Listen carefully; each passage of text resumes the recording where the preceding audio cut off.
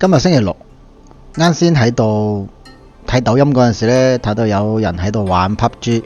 我諗起身，我都有差唔多成1年幾，差唔多2年到冇咩玩過呢個遊戲喎。然之後即刻起身，開電腦download 翻嚟，入到去之後，啲操作我覺得自己都怪怪地，特別聽到啲敵人呢喺身邊啲腳步聲嗰陣時呢，就好緊張。你睇，哇頂你個肺，你真係嚇得我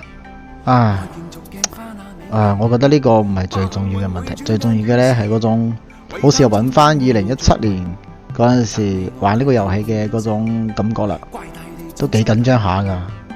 即係聽到啲敵人喺你隔離跑嚟跑去嗰陣時，你又唔知佢喺邊度突然間出現喺你嗰個瞄準器上邊嗰陣時呢，真係有啲有啲慌亂咯。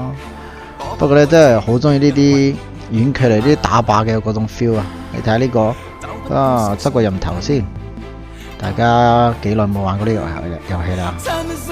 得閒唔得閒都可以玩下嘅，但係你千祈唔好上頭喎，我都係好耐先玩一次啦。係咁先。